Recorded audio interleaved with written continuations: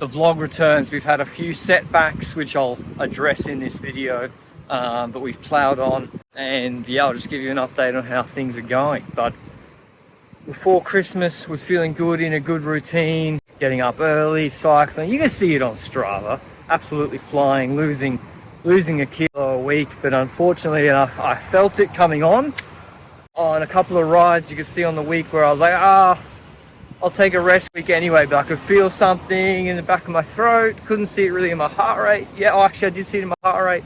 That's why exercise is really useful. But yeah, I got COVID, I think for the first time ever.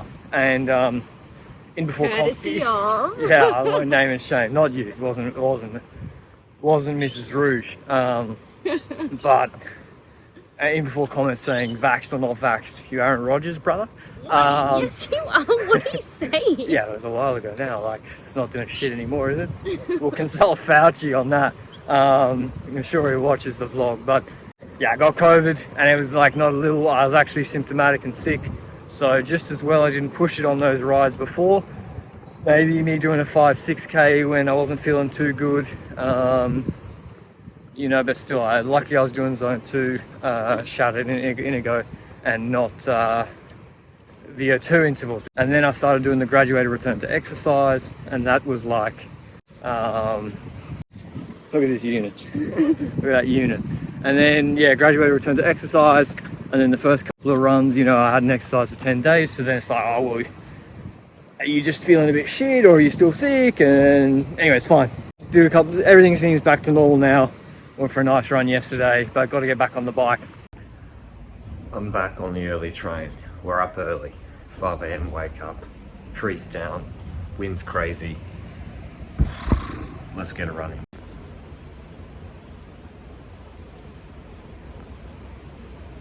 The question was, the problem was you just can't, with the target deficit I had, it is without burning 1,500 active calories a day, you know, it is not possible to be in a 1,000 calorie deficit. It's just not possible, because I'm basically burning 200 active calories, maybe with some light walking, maybe less.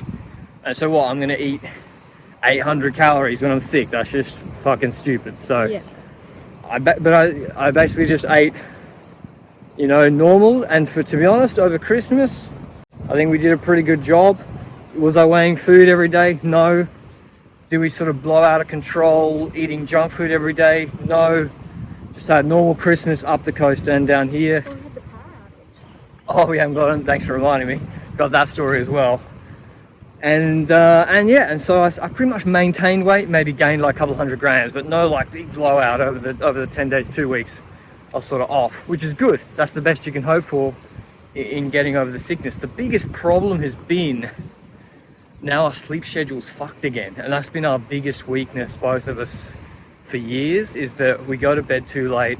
Other thing over Christmas, which probably stopped us eating too much junk food, was there was a huge power outage for like 3 days. Normally with the shipwreck, people turn to cannibalism in about 2 to 3 weeks.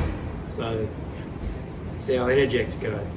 Huge power outage, huge storm, so wasn't much in the fridge. Not too many chockies to have anyway, because the fridge was gone. Just can't wait to put this generator together. Look at this. This here.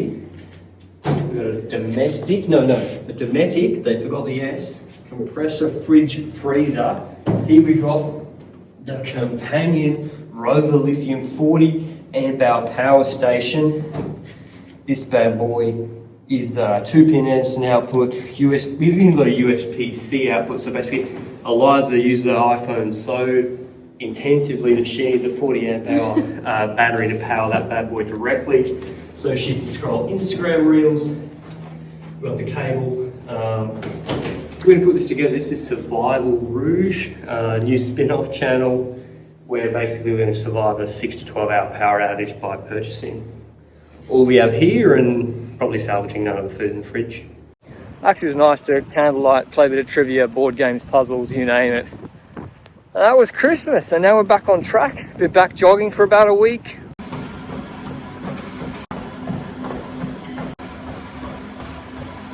Second jog done. feeling good. Don't know about this treadmill though. The treadmill does a different, my watch says, maybe it's not the treadmill's fault, it's my watch.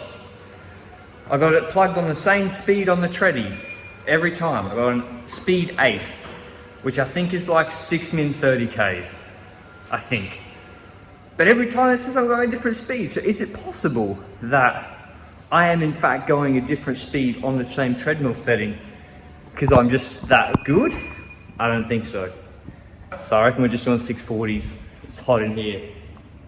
AC unit's not hitting the treadie. What used to happen in the past would be I'd have this sort of 3 good weeks, a setback, and then I would let the setback kind of return me back to stasis and not really get consistent results. So I think what's good now is couldn't avoid it, got COVID, nothing you can do about it. You know, you'd love to have your linear plan of getting fitter and losing weight continue, but shit happens. Just got to get back on the horse and yeah, doing those zone 2 efforts. Maybe Peter Attia, Human, and I saw on the Chris Miller podcast they were talking about the Jesse and Chris talking about why is all this Human and Peter Attia shit so popular, and I agree. I was like, these guys are talking about fucking high zone 2, which is actually zone 3 in terms of conventional FTP power to people, and it's got millions of views, and like mitochondrial function. I'm like, fuck me, like people just got to go and do a bit of exercise a few times a week, you know. Like if you go out and just do high zone 1 in terms of their model and do a lot of it and do more volume, you're going to get fitter and your heart rate is going to be fine. It's like, if you look at the irony is with all this like health and wellness shit, which, you know, I'm guilty of it too, listening to this stuff, but I guess I listen to it more because I'm like, you know, especially in the work, I think of actually applying it to high performance athletes. But you look at the blue zone people, like some 5'3" Sicilian goat farmer living until he's 98 years old. You think he knows what the fuck red light therapy is? The dude just wakes up, walks around a bit, up some hills, chills out, drinks some wine, has his local community, has no stress. Steepness.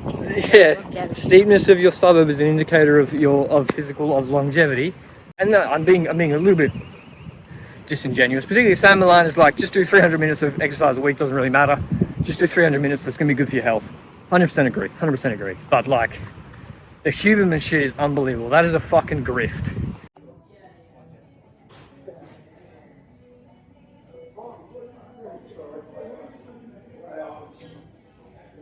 The scoop. Look at that. Wouldn't want to tow it. No. Not there. That's 4 bits.